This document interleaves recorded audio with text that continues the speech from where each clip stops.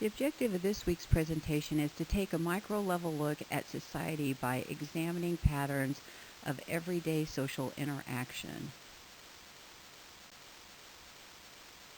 Topics that will be addressed are examining patterns of everyday social interaction, identifying important social structures which include status and role, and in closing, explore how the use of social interactions help individuals to build their own perceived reality.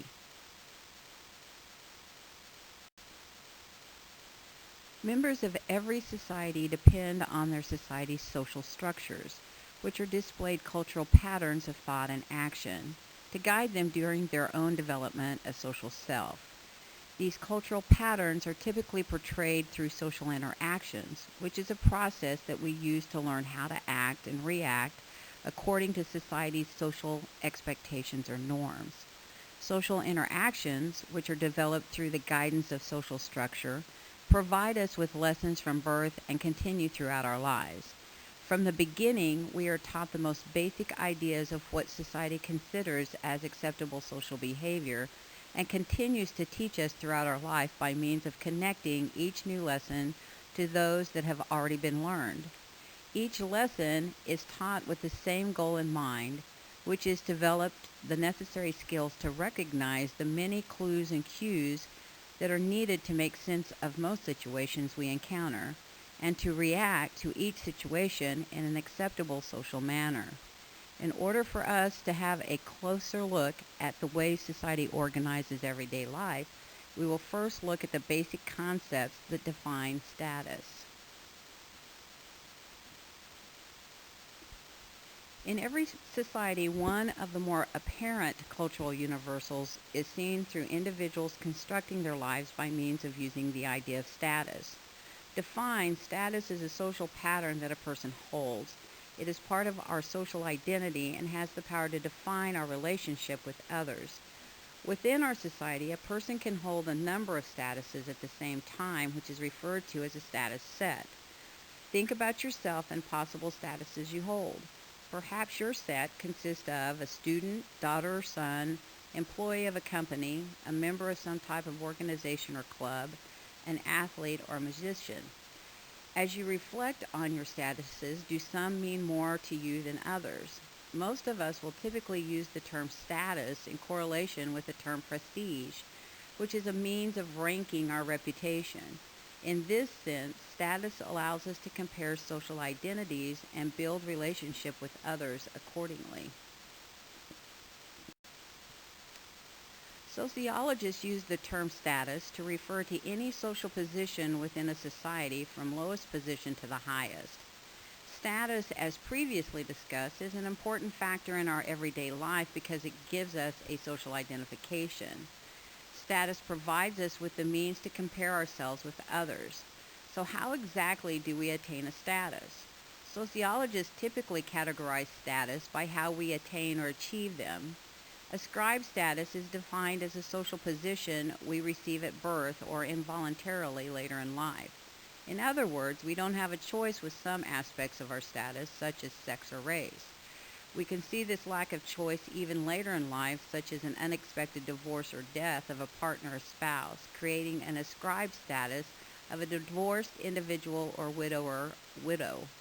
On the other hand, when looking at achieved status, we see it as a voluntary social position.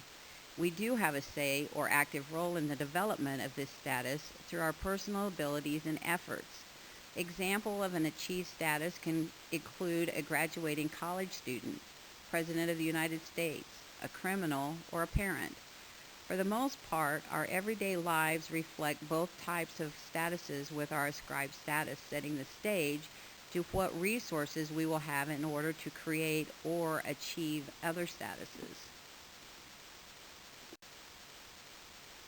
Even with ascribed and achieved statuses considered as a necessary role in the development of social identities, there is still another type of status that takes precedence over them both.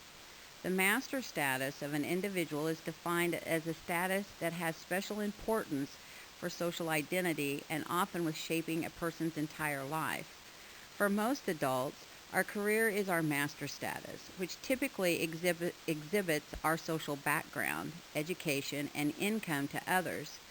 For some, our family name is all that is needed for a master status, such as Kennedy, Gates, Winfrey, or Obama. A master status isn't always a positive identifier.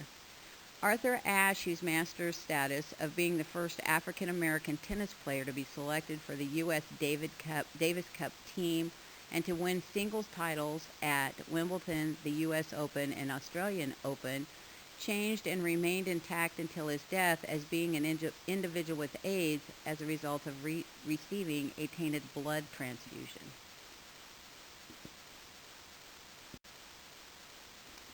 As we look at status as a means of building social positions, we discover another important social structure referred to as a role. Defined, a role is displayed behavior that is expected by someone who holds a particular status. Simply described, a person holds a status and performs a role. The role assigned to the status will typically be performed according to cultural expectations. As stated previously, a person can hold several statuses at the same time, which is referred to as a status set. The roles that are assigned to each status are then referred to as a role set. With status and role sets connected, they have the ability to change, increase, and decrease accordingly. Role sets and status sets can create challenges for any individual. If you reflect on your own life in particular, with the many statuses you hold and connected roles you perform in everyday life, you begin to see the complexity of this type of personal network. As the number of statuses increase, roles increase at the same rate, allowing the inevitable role conflict to develop. A role conflict is the incompatible expectations that emerge from two or more social positions held by the same person. Satisfying the roles linked to one status may directly violate the roles linked to the second status. Another outcome due to increased statuses and roles is referred to role strain, which is created when a person occupies two social positions at the same time. Difficulties can arise when the same social position imposes conflicting demands and expectations. The last role type is referred to as role exit, which is just that, a process of disengagement from a role that is central to one's identity in order to establish a new role and identity. Much of our social behavior takes place in groups. By being a part of a group, we are exposed to norms and sanctions that provide meanings to the actions rather than displaying only a reaction. A group is any number of people from as few as 2 to thousands with similar norms, values, and expectations who interact with one another on a regular basis. Groups have the ability to link its members to other social networks in addition to resources deemed to be worthwhile or valuable. Groups play a vital part in a society's social structure simply because of their ability to connect individuals of similar status and to satisfy an individual's need to belong. Social institutions are organized patterns of beliefs and behaviors centered on satisfying the basic social needs of a society, such as well-being, replacing members of a society, which would involve family and health care, training members of society, such as schools, religion, and media, and preserving order of a society, such as with government and economics. Social institutions and their ability to fulfill these essential social functions have a profound effect on social interactions. The mass media, government, economy, family, and healthcare are all examples of social institutions in which we interact with most on a regular basis. Conflict theorists will oftentimes blame social institutions with helping to maintain the privileges of the powerful while contributing to the powerlessness of others. Interaction has stressed that social behavior is conditioned by roles and statuses we accept, the groups to which we belong, and the institutions with which we function. Our focus throughout this presentation has been on social patterns that guide our behavior in everyday life. Social patterns are windows that help us to study how social interactions affect a person's behavior and attitude. Some theorists attempt to explain this effect of social interactions as a means of building our own reality to which we experience. If you think about it, most of our everyday interactions include at least some level of agreement about what is going on around us. But why is the level of agreement not 100%? Because we are all unique as a result of how we are exposed to society's norms or expectations. Think about the many outlets we interact with on a regular basis, all in which believe their interpretation of social norms to be the most accurate. As a result, we can be exposed to any number of interpretations which may or may not be the same as the next person, thus making the possibility of an individual's uniqueness. Others theorize that the connection between human behavior and social interaction is created on how we predict the consequences of an event or situation we are involved with. If we see a situation that is defined as real, then the consequences are real too. In other words, how we make out a situation or action will affect our opinion towards the situation or action. For example, if your friend makes a joke about you, you may think it was rude and tell them so. When they tell you that they were honestly just kidding, you may believe them, but your thoughts about your friend will probably change.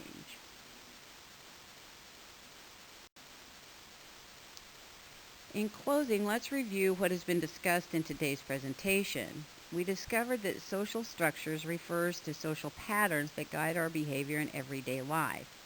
The building blocks of social structure consist of status, which is a social position that is part of our social identity, and roles, which is the action of a person who holds a particular status. We also learned that status can be an ascribed status, which is involuntary, an achieved status, which is earned, or a master status, which can be either ascribed or achieved and has special importance for a person's identity. We discovered that a role conflict is a result from tensions among roles linked to two or more statuses, and role strain results from tension among roles linked to a single status. And finally, we looked closely at social interactions and explored theories of how we construct the reality we experience.